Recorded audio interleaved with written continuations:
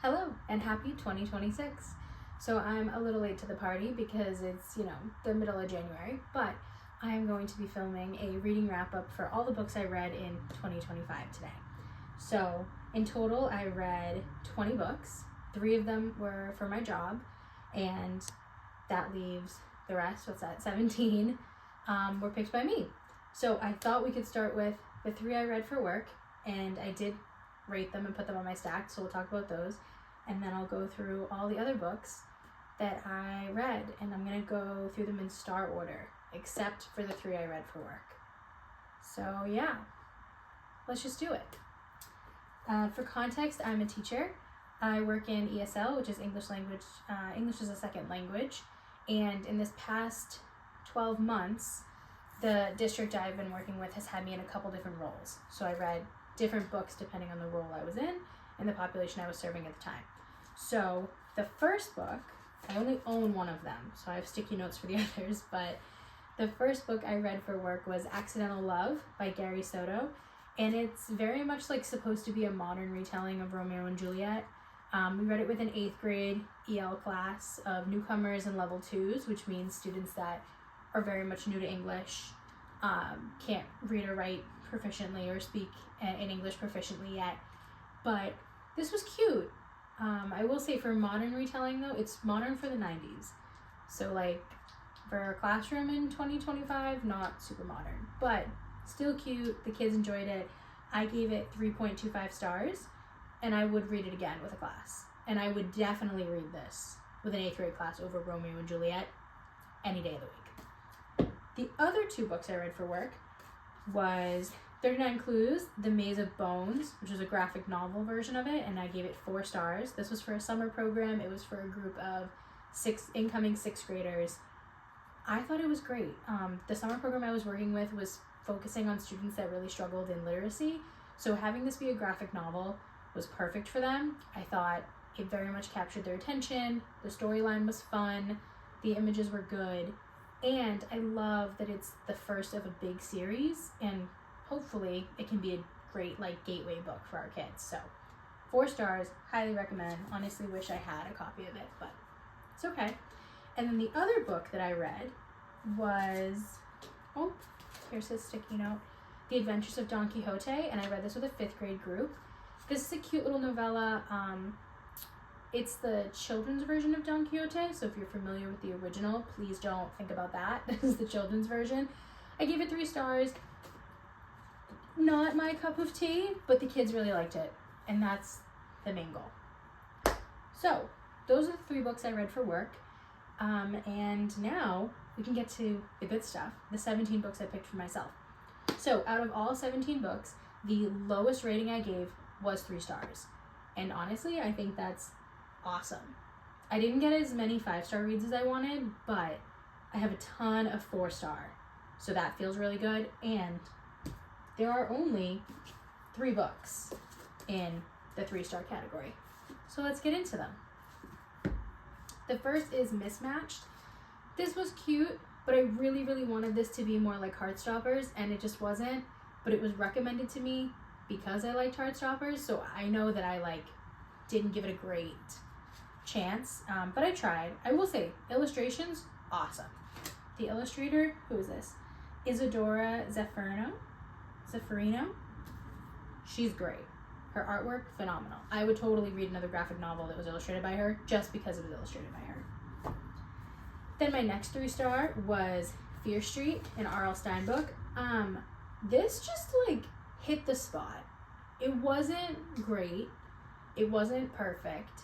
But as someone who grew up with Goosebumps, this really just, I don't know, it just hit the nostalgia itch. I read it in October. It was a good time.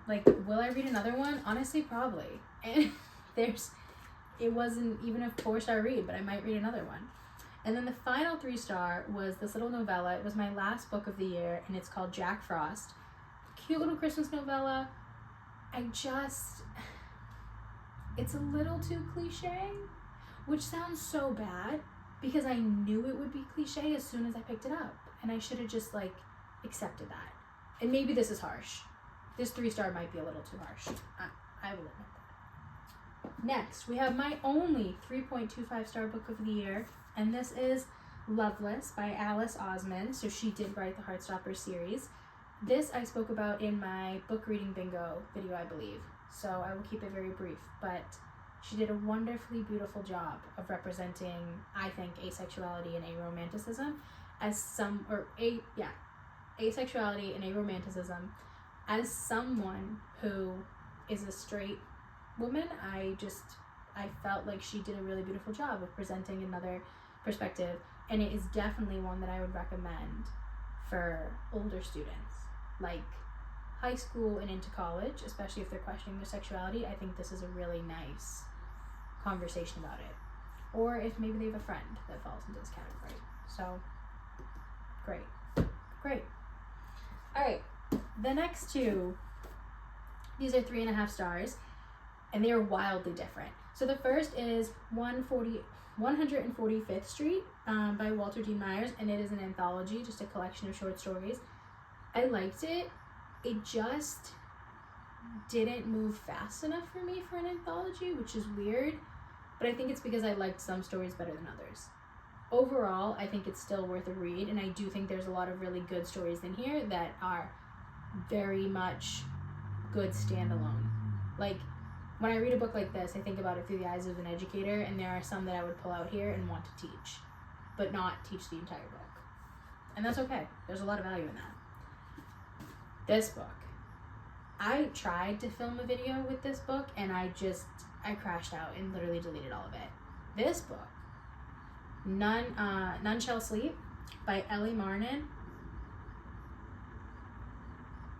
Too much gore, too much gruesomeness, too psychological for me, and it's a YA book. But this is about juvenile serial killers, and it just got way too real, way too fast for me.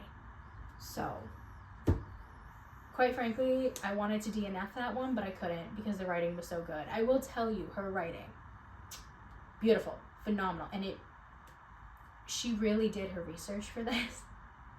I fear for her Google search history. I fear for the FBI agents looking at her computer, if you believe in that, because wow, she went deep. The next stack I have is my largest stack, and these are all my 4-star reads, and I'm actually really happy that there are so many in here, because it's, I think, really hard to give out a 5-star read. I try to be a little bit more critical than just giving everything a 5-star, so a 4-star is a really good book for me. And let's start off with Night Shift, which I did not expect to like as much as I did. This is a Wattpad book. It's my first time reading a Wattpad book. I'm going to date myself right now, and I don't care. If you grew up reading fanfic on Tumblr, reads like that. But you know what? It was really cute. Will I read another book by Annie Crown? Yeah, probably. Will her next book be a 5-star for me? Probably not. But who knows? She is also a debut author. This is like her first book that's in print. So for a first time being in print and coming from Wattpad, I was very impressed. Number 2 is The Striker for my 4-star books by Anna Huang. I'm probably saying that wrong. I'm so sorry. I think this is really higher than 4. I think this probably should be closer to 4.5. I read this on vacation. Ironically, I read it on the vacation that I got engaged on, which is kind of funny because it's a romance. I don't know, I just really liked it. Yes, there are some cliche parts, of course, but even when I was done reading it, I kept thinking about the characters, and that's how you know.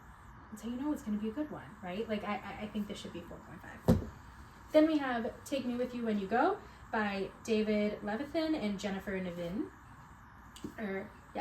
Niven? I'm sorry, I can't pronounce names.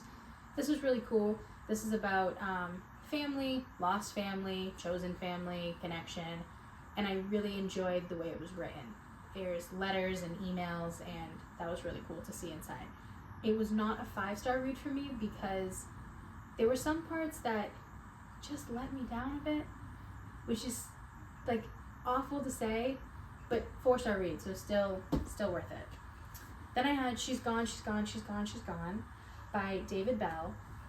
This is a thriller? No, not thriller. Suspense. Basically, this kid wakes up from a car crash on prom night to find his girlfriend missing, and everyone thinks that he murdered her.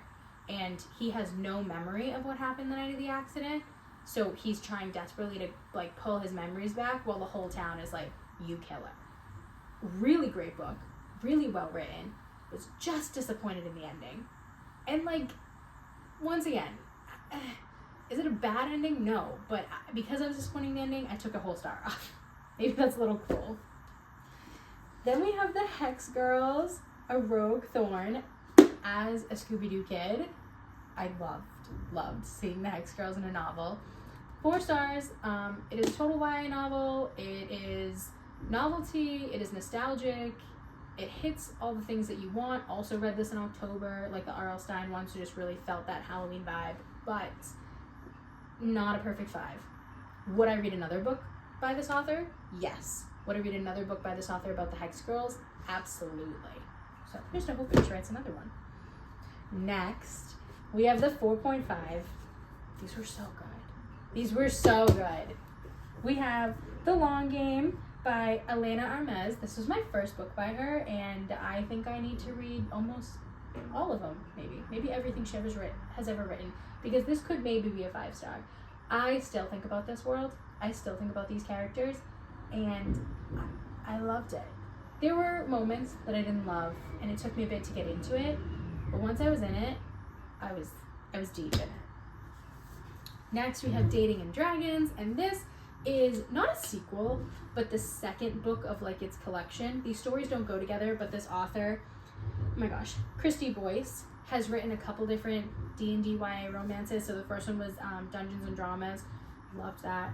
Read it on vacation. So Dating and Dragons, adorable. Will read her next one. I believe there's already one more out. So that'll probably be picked up the next time I go to the bookstore. Really cute, really sweet. Not hard-hitting enough to be a 5-star, but dangerously close.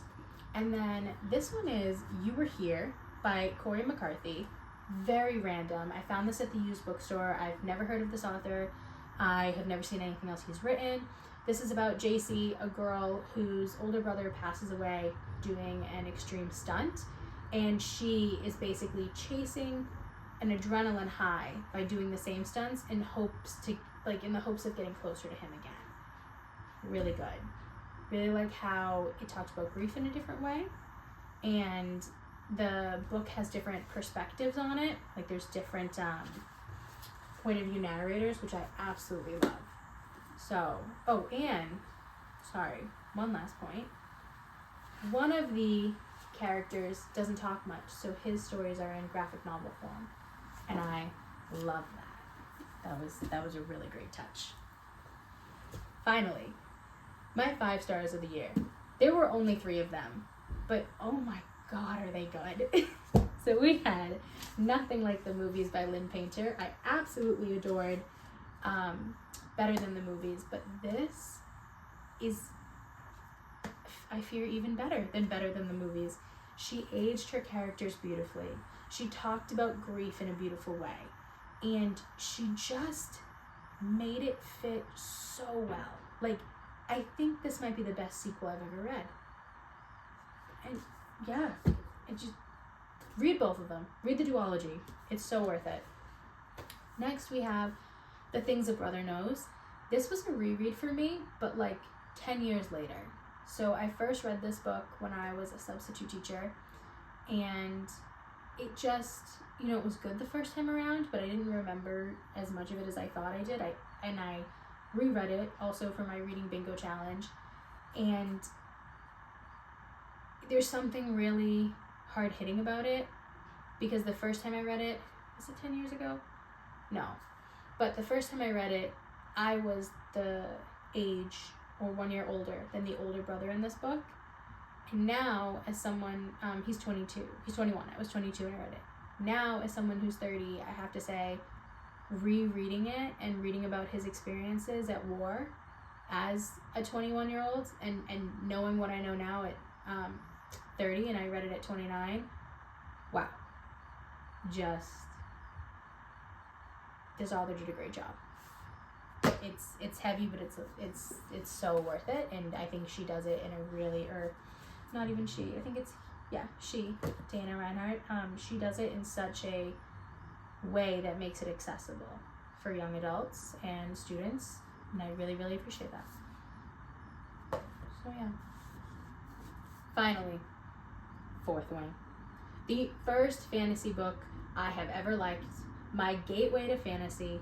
I hope this means I'll enjoy more fantasy this year, because I never even read the second one. I was so scared to read it because I thought it wouldn't be as good as this one, because people say it's not as good as this one. This could be 6 stars. This is phenomenal. This has a whole video dedicated to it on my page. Literally just this one book. And I have no regrets. So that's it. This is all 18 out of the 20 books I read. And here's to hoping for more 5 stars this year.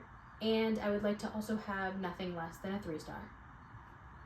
But that's all. If you have any suggestions for 5 stars, I would love to see them. So please leave me your 5-star down below. Thank you.